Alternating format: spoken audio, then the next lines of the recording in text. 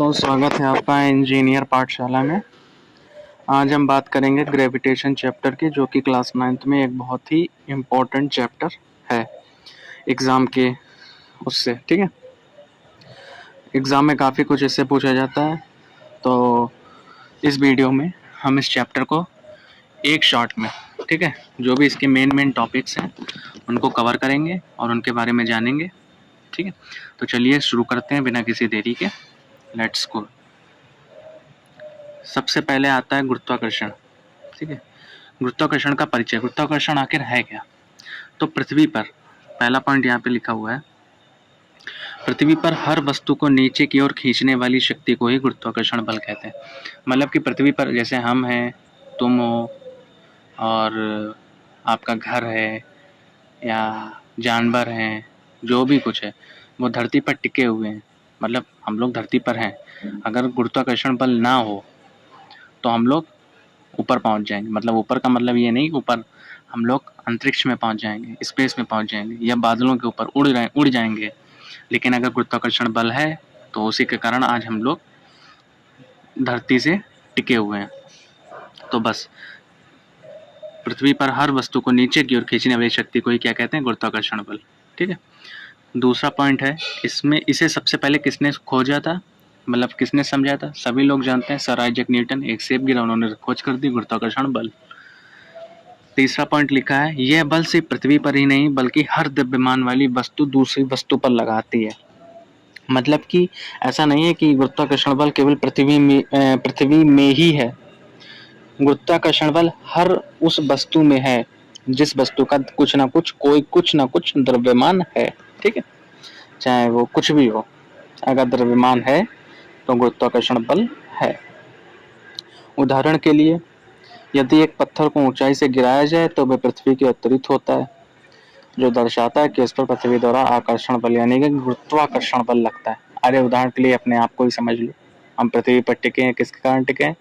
गुरुत्वाकर्षण बल के द्वारा। ठीक है, समझ गए? और एक बात हमेशा ध्यान रखना कि गुरुत्वाकर्षण जो बल है वो पूरे ब्रह्मांड का सबसे दुर्बलतम बल है, मतलब सबसे कमजोर बल है। ठीक है, अब आते हैं Newton's universal law of gravitation, यानी कि सार्वत्रिक गुरुत्वाकर्षण का नियम। तो इसका पहले हम पढ़ लेते हैं परिभाषा।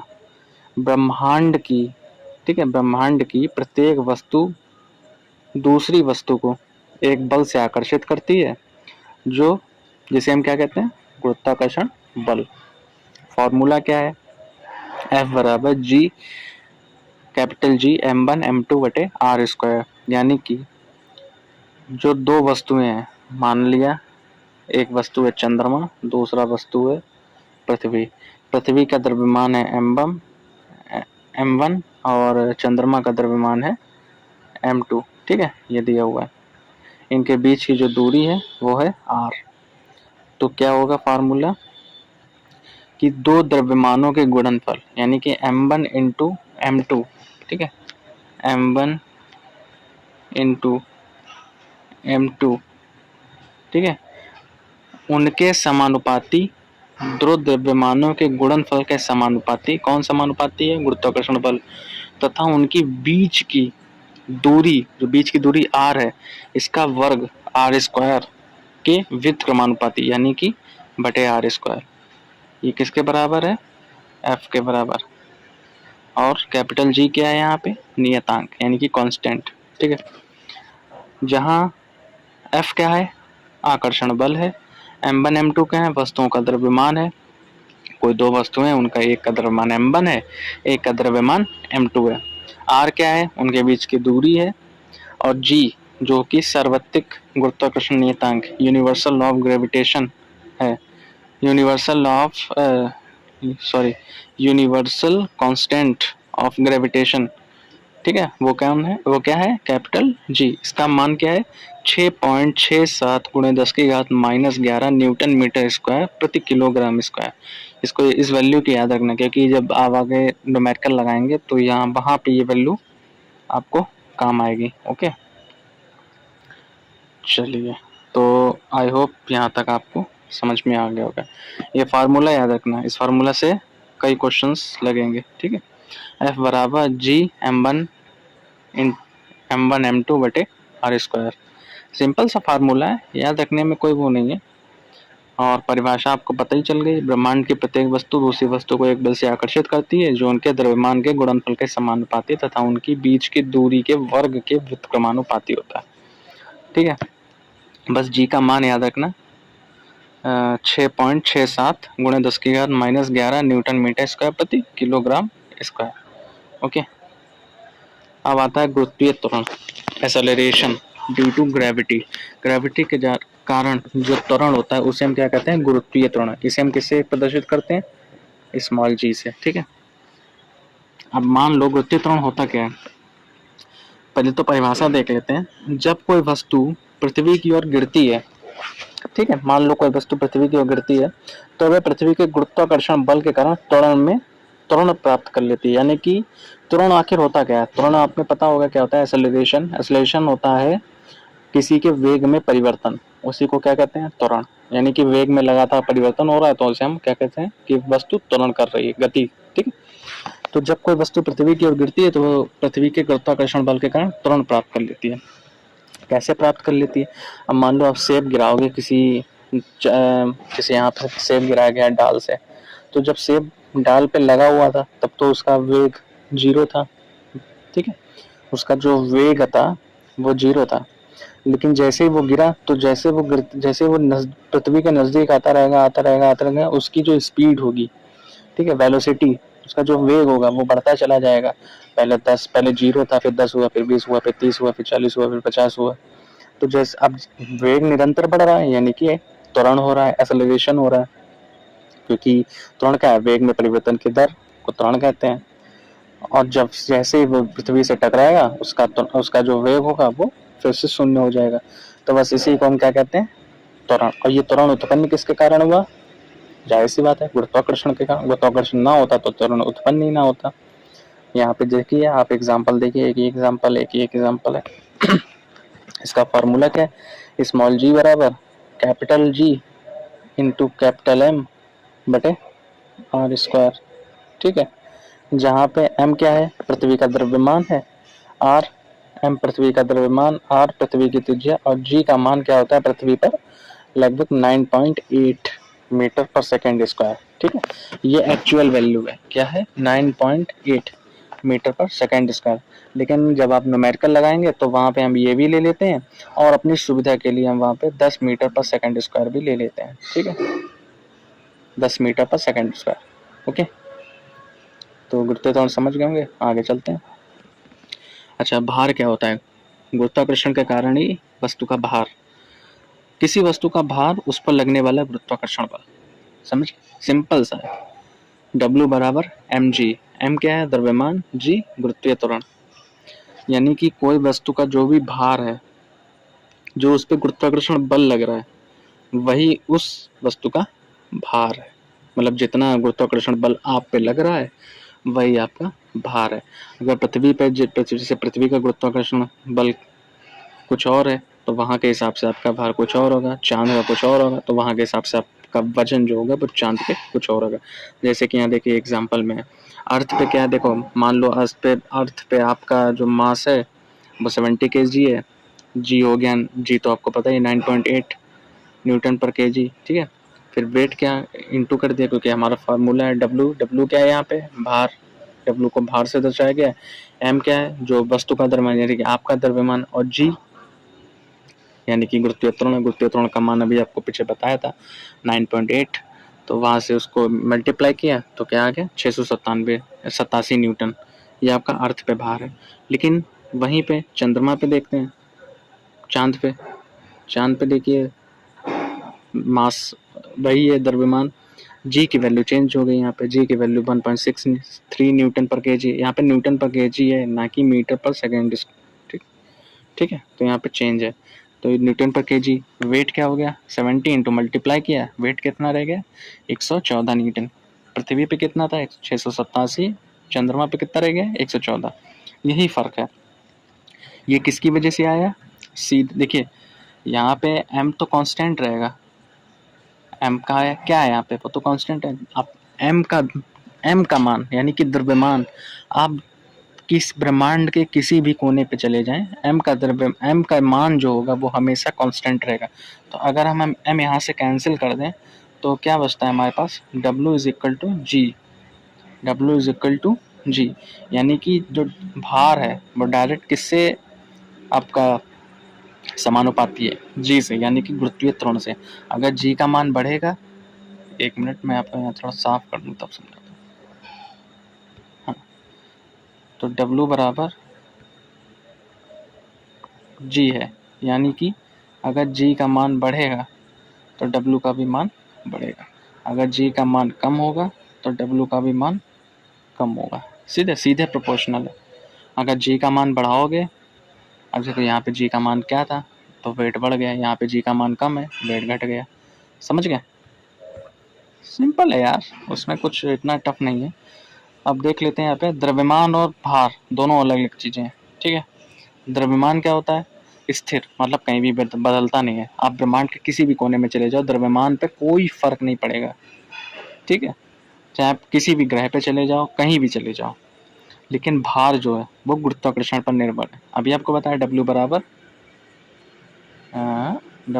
क्या आता है जी, M तो कांस्टेंट हो गया, वो तो काट दिया, जो कांस्टेंट है उसको उससे कोई मतलब नहीं, उसको हटा दो, तो W बराबर जी, तो यानी कि जो भार होगा वो हमेशा जी पे निर्भर रहेगा। अब भार जी पे निर्भर है तो जहाँ जैसा गुरुत्वाकर्षण बल, वहाँ पे आपका भार उसी हिसाब से बदल जाएगा। अच्छा, चंद्रमा पर भार, चंद्रमा पर गुरुत्वाकर्षण जो होता है वो पृथ्वी की तुलना में लगभग 1/6 गुना होता है। इसलिए किसी वस्तु का चंद्रमा पर भार क्या होगा, 1/6 गुणे पृथ्वी का भार, ठीक है, समझ गए? चलो आगे चलते हैं यहाँ से। हाँ, अब आता है द्रव्यमान और भार में अंतर। द्रव्यमान क्या है, ये किसी वस्तु में निहित पदार्थ की मात्रा है, ठीक है। और भार क्या है, यह वह बल है जिससे पृथ्वी किसी वस्तु को अपनी ओर खींचती। अब मान लो, चलो क्या मानना, सिंपल सा है कि द्रव्यमान क्या है, जो भी आप में पदार्थ है, कोई वस्तु है, उसका जो भी निहित पदार्थ है, मतलब जिस पदार्थ से वो बनी है वही उसका द्रव्यमान है। लेकिन भार क्या है, जिस बल से पृथ्वी उसको अपनी तरफ आकर्षित की हुई है, खींच रही है, उसी को भार कहते हैं। अच्छा, दूसरा, द्रव्यमान एक अदिश राशि है, भार एक सदिश राशि है, क्योंकि इसकी दिशा होती है। द्रव्यमान इसका मान हर जगह स्थिर होता है, भार का मान हर जगह इसका मान हर जगह स्थान के अनुसार बदलता रहता है। द्रव्यमान को किस में नापा जाता है, किलोग्राम में, और भार को न्यूटन में। द्रव्यमान कभी भी शून्य नहीं हो सकता, लेकिन भार आपका शून्य हो सकता है, जैसे कि अंतरिक्ष में गुरुत्वाकर्षण में आपका मान शून्य हो सकता है। ओके, नेक्स्ट है आपका फ्री फॉल। क्या होता है, मुक्त पतन। जब कोई वस्तु केवल पृथ्वी के गुरुत्वीय बल के कारण गिरे तो इसे मुक्त पतन कहते हैं। इस स्थिति में उस पर लगने वाला त्वरण क्या है, जी, यानी कि जब कोई वस्तु, मतलब उस पर कोई बल ना लगे, केवल गुरुत्वीय बल लग रहा है, तो उसे मुक्त पतन कहते हैं, फ्री फॉल, ठीक है, मतलब बिना किसी और बल के। जैसे यहाँ पे देखो एक गेंद है, पहले इसका वेग था u बराबर, प्रारंभिक वेग क्या था 0 मीटर पर सेकेंड, लेकिन जब ये गिरेगी तो इसका वेग क्या हो जाएगा, किस वेग उससे गिर रही है, गुरुत्वाकर्षण से, g बराबर 9.8 मीटर पर सेकेंड स्क्वायर। ओके, यहाँ पे समीकरण दिए होंगे, जो गति के समीकरण है, उन्हीं में बस क्या किया गया है, ए की जगह g रख दिया गया बस, और कुछ चेंजेस नहीं है, बाकी सब वही है, ठीक है। तो मोशन में आपके क्वेश्चंस क्या आते हैं, v बराबर u प्लस ए टी, जिसको चेंज करके मुक्त पद इसमें रख दिया गया v बराबर u प्लस जी टी। दूसरा समीकरण था s बराबर U T plus half A T square, इसमें क्या हो गया, ये h को आप s भी लिख सकते हैं, h बराबर U T plus half G T square. तीसरा समीकरण था v स्क्वायर बराबर यू स्क्वायर प्लस 2as, इसमें क्या हो गया, v स्क्वायर बराबर यू स्क्वायर प्लस 2gh, जहाँ पे u क्या है, प्रारंभिक वेग, v अंतिम वेग, t समय, h दूरी कह लो या फिर ऊंचाई कह लो, ठीक है। ग्रहों की गति के कैपलर के नियम। तो प्रत्येक ग्रह सूर्य के चारों ओर दीर्घ वृत्ताकार कक्षा में घूमता है। सूर्य एक फोकस पर होता है। दीर्घ वृत्ताकार, जैसा कि आपको फर्स्ट लॉ, ये फर्स्ट लॉ है यार, ठीक है। फर्स्ट लॉ क्या है कि जैसे ये आपका दीर्घ वृत्ताकार है, इसमें देखो दो फोकस होते हैं, एक ये फोकस होता है, एक ये फोकस होता है। तो सूर्य किसी एक फोकस, मान लो सूर्य इस फोकस पे है, ठीक है, ये आपका सूर्य है। तो जो पृथ्वी होगी वो इसके इस कक्षा में यहाँ कहीं पृथ्वी है, तो वो इसके लाइन से घूम रही है सूर्य के चारों तरफ, ठीक है। यही पहला नियम है, केपलर ने ये नियम दिया था। दूसरा नियम क्या है कि ग्रह और सूर्य को जोड़ने वाली रेखा समान समय में समान क्षेत्रफल काटती है। ये देखो, अब इस मान लो सूर्य यहाँ पे है, ठीक, सूर्य यहाँ पे, अब जो ये रेखा है, ठीक है, अब ये जो क्षेत्रफल होगा यहाँ से ये समान होगा। अब मान लो पृथ्वी अगर यहाँ पे आ जाए तो यहाँ से ये जो क्षेत्रफल है ये समान होगा। पृथ्वी यहाँ पे आ जाए तो यहाँ से जो क्षेत्रफल है ये समान, मतलब ये तीनों समान होंगे, ठीक है। मतलब कहीं घटेगा बढ़ेगा नहीं। यहाँ पे आ जाए तो भी समान होगा, मतलब ये भी समान, ये भी समान, ये भी समान, ये भी समान। ओके, समझ गए। थर्ड लॉ क्या है कि ग्रह की परिक्रमा अवधि का वर्ग उसके कक्षा के अर्ध प्रमुख अक्ष के घन के समानुपाती होता है। थर्ड लॉ में आपका फार्मूला भी आ जाता है, ये तो सब परिभाषाएं थी। यानी कि टी का स्क्वायर बराबर जो उनका ग्रह की परिक्रमा अवधि, जो ग्रह की परिक्रमा अवधि है उसका वर्ग उसकी कक्षा के अर्ध प्रमुख अक्ष के घन के समानुपाती, यानी कि कक्षा का आधा आर यानी कि त्रिज्या के कितने घन के समानुपाती होता है, ठीक है। ये फार्मूला है आपका, टी स्क्वायर बराबर आर के। इसमें ज़्यादा कुछ आपको देखना नहीं है, बस ये फार्मूला याद रख लो, ये तीनों नियम याद कर लो और बस, और कुछ नहीं करना, ठीक है। नोट्स बनाते चलना अपना, ताकि आपका एग्ज़ाम के टाइम आपको काम आए। तो फर्स्ट लॉ क्या हो गया, फर्स्ट लॉ हो गया आपका प्रत्येक ग्रह सूर्य के चारों ओर दीर्घवृत्ताकार कक्षा में घूमता है, सूर्य एक फोकस पर होता है। दूसरा, ग्रह और सूर्य को जोड़ने वाली रेखा समान समय में समान क्षेत्रफल काटती है। और तीसरा, ग्रह की परिक्रमा अवधि का वर्ग उसकी कक्षा के अर्ध प्रमुख अक्ष के घन के समानुपाती होता है। टी स्क्वायर बराबर आर क्यूब, ये फार्मूला रहेगा, ठीक है। महत्वपूर्ण बिंदु अब समझ लेते हैं कि चंद्रमा जो होता है वो पृथ्वी के चारों ओर गुरुत्वाकर्षण बल के कारण ही घूमता है। तो आपको पता चल गया कि चंद्रमा पृथ्वी के चारों ओर क्यों घूमता है, गुरुत्वाकर्षण बल के कारण। जो ज्वार भाटा आता है, लहरें जो ऊंची ऊंची उठती हैं, वो भी क्या होता है, चंद्रमा और सूर्य के गुरुत्वीय आकर्षण से उत्पन्न होता है, ठीक है। तीसरा क्या है, अंतरिक्ष यात्री को अंतरिक्ष में भारहीनता का अनुभव होता है, क्योंकि वे मुक्त पतन में रहते हैं, वहाँ तो फ्री फॉल है। ओके, अब प्रणोद और दाब, थ्रस्ट एंड प्रेशर क्या है। तो थ्रस्ट क्या होता है, यहाँ पे आपका गुरुत्वाकर्षण चैप्टर खत्म हो गया। इसमें कुछ और भी इम्पोर्टेंट टॉपिक्स हैं वो देख लेते हैं। प्रणोद, थ्रस्ट, किसी भी वस्तु की सतह के लंबवत परपेंडिकुलर लगने वाला बल जो होता है उसे प्रणोद कहते हैं। यानी कोई सतह, जैसे मान लो ये कोई सतह है, इस पर ये जो बल लग रहा है परपेंडिकुलर, ठीक है, ये जो बल लग रहा है, बस इसी को कहते हैं प्रणोद बल कहते हैं। प्रणोद की इकाई क्या है, न्यूटन, क्योंकि ये एक प्रकार का बल ही है। ओके, दाब, प्रेशर क्या है, प्रति एकांक क्षेत्रफल पर लगने वाला प्रणोद दाब कहलाता है। मतलब किसी एक क्षेत्रफल पर, ये देखो यहाँ पे लग रहा है, अब यहाँ पे कोई एक जगह लग रहा है ना, ये किसी एक पॉइंट पे, तो बस यहाँ पे जो प्रणोद यानी कि प्रणोद बल जो लगाया जा रहा है, थ्रस्ट लगाया जा रहा है, बस इसी को क्या कहते हैं, प्रेशर। समझ गए। प्रेशर का फार्मूला क्या है, फोर्स अपॉन एरिया, मतलब फोर्स बटे एरिया। दाब की एसआई मात्रक क्या है, पास्कल। और दाब किस पे निर्भर करता है, क्षेत्रफल पर निर्भर करता है। यदि क्षेत्रफल कम होगा तो दाब अधिक होगा।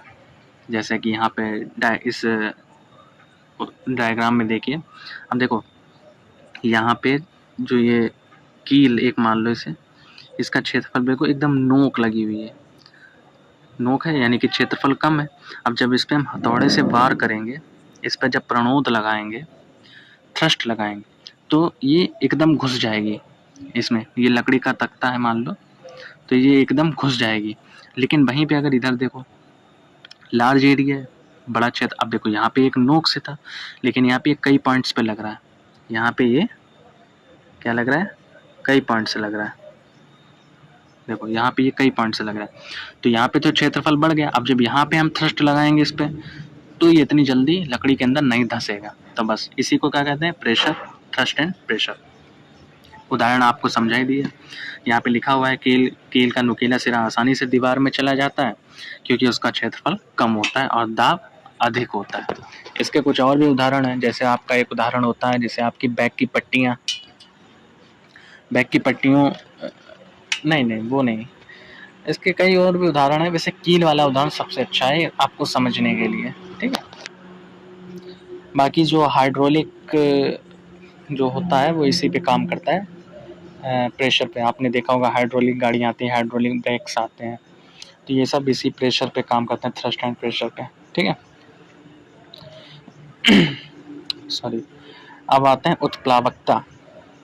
उत्प्लावकता क्या है, जब किसी वस्तु को किसी द्रव में डुबोया जाता है तो द्रव उस पर ऊपर की ओर एक बल लगाता है। इस बल को उत्प्लावन बल या उत्प्लावकता कहते हैं। अब देखो यहाँ पे कोई ऑब्जेक्ट है, मान लो ये वाटर है, इसमें ये डुबोया जा रहा है, तो जब इसमें डुबोया जा रहा है तो इसमें नीचे से भी एक फोर्स लगता है जो इसको डूबने नहीं देता है, मतलब जो इसको ऊपर धक्का देता है। बस इसी को क्या कहते हैं, उत्प्लावकता कहते हैं। कभी आप देखना पानी भरा हो, उसमें कोई चीज़, कोई बड़ा टुकड़ा लेना, ऐसा बॉक्स ऐसा, उसमें डुबोना उसको, तो देखना नीचे से एक ऐसा लगेगा, आपको एहसास होगा कि नीचे से कोई फोर्स लगा रहा है, तो वही फोर्स क्या है, उत्प्लावकता है। उत्प्लावन बल की दिशा हमेशा किधर होती है, ऊपर की ओर, ठीक है, ऊपर की ओर होती है। और ये बल ही वस्तु को तैरने या डूबने के लिए जिम्मेदार होता है। अगर उत्प्लावन बल ना हो तो वस्तु तो डूब जाएगी। कोई वस्तु तैर, जैसे जहाज है, उत्प्लावन बल के द्वारा ही जहाज तैर पाता है। अगर उत्प्लावन बल ना हो तो जहाज डूब जाएगा, तैरेगा ही नहीं पानी पे, ठीक है। आर्किमिडीज का सिद्धांत बहुत सिंपल है। जब किसी वस्तु को किसी द्रव में पूरी या आंशिक रूप से, पूरी यानी कि एक तो पूरी डुबा दो या आधा डुबाओ, तो वह एक उत्प्लावन बल का अनुभव करती है, जैसे हमने पिछले अभी पढ़ा, जो उस वस्तु द्वारा हटाए गए द्रव के भार के बराबर होता है।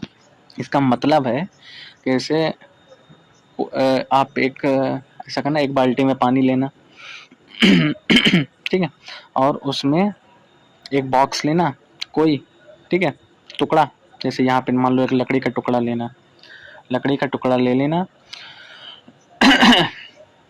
और उसको क्या करना, उसमें डुबोना। जब उसमें आप डुबोएंगे तो जैसे कि मान लो जहाँ पे भी आप डुबोएंगे तो कुछ पानी को वो हटा देगा, कुछ पानी को हटा के तो वो डूबेगा। आधा डुबोना उसको, तो आधा पानी में होगा, आधा ऊपर होगा। तो जब वो पानी में डूबेगा, तो जहाँ पे पानी में डूबेगा तो पानी को इधर उधर हटा के तो वहाँ पे अपनी जगह बनाएगा। तो जितना वो पानी हटा रहा है उतना ही बल नीचे से लगता है। बस यही यहाँ पे आर्किमिडीज का सिद्धांत है। यानी कि उस वस्तु द्वारा जो भी हटाया गया द्रव का भार है, मतलब जितना उसने पानी हटाया है, तो उस जो हटाए गए पानी का जो भार है, बस उतना ही बल ऊपर की ओर लगता है। बस यही आर्किमिडीज का सिद्धांत है। इस सिद्धांत का उपयोग जहाज, पनडुब्बी के डिजाइन में लेक्टोमीटर और हाइड्रोमीटर बनाने में किया जाता है। लेक्टोमीटर, हाइड्रोमीटर मापन यंत्र है। मुख्य बिंदु, जब कोई वस्तु द्रव में पूरी या आंशिक रूप से डुबोई जाती है तो वे अपने द्वारा हटाए गए द्रव के भार के बराबर उत्प्लावन बल का अनुभव करती है। जब कोई वस्तु द्रव में पूरी या आंशिक रूप से डुबोई जाती है तो वह अपने द्वारा हटाए गए द्रव के भार के बराबर उत्प्लावन बल का अनुभव करती है, ठीक है। यदि वस्तु का घनत्व द्रव से कम है तो वह तैरेगी, यदि वस्तु का घनत्व द्रव से अधिक है तो वह डूब जाएगी। इसका मतलब है कि अगर घनत्व द्रव से कम होगा, जैसे लकड़ी का घनत्व अगर पानी से कम है तो वह तैरेगी, जाहिर सी बात है, कम होता है इसीलिए वो लकड़ी तैरती है। जैसे कि यहाँ पे देखो या ये, लेकिन अगर घनत्व द्रव से अधिक है, जैसे ये लोहे का टुकड़ा, तो वह डूब जाएगी। उदाहरण क्या है, लकड़ी का टुकड़ा पानी पर तैरता है क्योंकि लकड़ी का घनत्व पानी से कम है। दूसरा, लोहे का टुकड़ा पानी में डूब जाता है क्योंकि लोहे का घनत्व पानी से अधिक है। बड़े जहाज भी इसी सिद्धांत पर तैरते हैं, उनका आकार ऐसा बनाया जाता है कि कुल घनत्व पानी से कम हो जाए। घनत्व, डेंसिटी, किसी पदार्थ के इकाई आयतन में उपस्थित द्रव्यमान को उस पदार्थ का घनत्व कहते हैं। डेंसिटी निकालने के लिए आपको क्या करना पड़ेगा, जैसे मान लो कोई लकड़ी लीजिए, उसका 1/1 का एक टुकड़ा काट लीजिए, तो उसका जो भी द्रव्यमान होगा उस 1/1 के टुकड़े का, ठीक है, उसे उस पदार्थ का घनत्व कहते हैं। समझ गए? घनत्व मतलब अगर किसी पदार्थ का हमें घनत्व निकालना है, जैसे लकड़ी का हमें घनत्व निकालना है, तो लकड़ी का एक 1/1 का टुकड़ा लें, क्यूब जैसा बना लें 1/1 का, और उसका जो भार होगा, उसका जो द्रव्यमान होगा, भार नहीं द्रव्यमान, वह उस वस्तु का घनत्व कहलाता है। घनत्व बराबर आयतन बटे द्रव्यमान, यानी कि घनत्व रो बराबर स्मॉल m बटे v, जहाँ रो क्या है घनत्व, m द्रव्यमान, v आयतन। SI मात्रा किलोग्राम प्रति मीटर क्यूब। उदाहरण के लिए पानी का घनत्व कितना होता है, 1000 किलोग्राम प्रति मीटर क्यूब। ये याद रखना, एग्जाम में पूछा जा सकता है। और लोहे का घनत्व पानी से अधिक होता है, इसलिए लोहा पानी में डूब जाता है। महत्वपूर्ण बिंदु क्या है यहाँ पे, यदि किसी वस्तु का घनत्व पानी से कम है वह पानी पर तैरेगी, यदि किसी वस्तु का घनत्व पानी से अधिक है तो वह पानी में डूब जाएगी। नेक्स्ट टॉपिक है आपका आपेक्षिक घनत्व, रिलेटिव डेंसिटी। किसी पदार्थ का आपेक्षिक घनत्व उसके घनत्व और पानी के घनत्व का अनुपात होता है। अगर किसी पदार्थ का आपको आपेक्षिक घनत्व निकालना है तो क्या कीजिए, पानी का घनत्व बटे उस पदार्थ का घनत्व। जब आप इसको सॉल्व करेंगे तो आपको क्या आपेक्षिक घनत्व रिलेटिव डेंसिटी निकल आएगी। यही इसका फार्मूला है, आपेक्षिक घनत्व बराबर पानी का घनत्व बटे पदार्थ का घनत्व। ये एक विमाहीन राशि है क्योंकि ये अब देखिए पानी का घनत्व के किलोग्राम मीटर क्या है इसका, किलोग्राम मीटर क्यूब। मान लो 1000 किलोग्राम मीटर क्यूब लिखा, 1000 kg मीटर क्यूब बटे मान लो पदार्थ का घनत्व जो भी है, पदार्थ का घनत्व मान लो 10,000 किलोग्राम, ठीक है, metre cube. Metre cube cut जाएगा, मीटर क्यूब तो कट जाएगा, तो बचेगा, तो जब विमाहीन नहीं बचेगी तो ये विमाहीन राशि है, ठीक है। यदि आपेक्षिक घनत्व 1 से कम है तो वस्तु तैरेगी, और यदि 1 से अधिक है तो वह डूब जाएगी। ये हमेशा याद रखना, यदि आपेक्षिक घनत्व 1 से कम है तो वस्तु तैरेगी, यदि 1 से अधिक है तो वह डूबेगी। डेंसिटी ऑफ लिक्विड, सबसे ज़्यादा डेंसिटी किस में होती है, हनी में, फिर मिल्क, फिर वाटर, फिर ऑयल, ठीक है। तो यहाँ पे आपका ये चैप्टर समाप्त हो जाता है एकदम शॉर्ट तरीके से। अगर आपको वीडियो पसंद आई हो तो लाइक करना, शेयर करना और कमेंट करना, और अपने दोस्तों के साथ शेयर करना ताकि उनको भी एक शॉर्ट रिवीजन हो जाए एग्ज़ाम से पहले, ठीक है। इसकी नोट्स बना लेना, सिंपल है, नोट्स सरल है, और एग्ज़ाम जब देने जाना तो उससे पहले पढ़ लेना। छोटे छोटे टॉपिक हैं, एकदम शॉर्ट में जल्दी से जल्दी कवर हो जाएंगे, ठीक है। Thank you very much.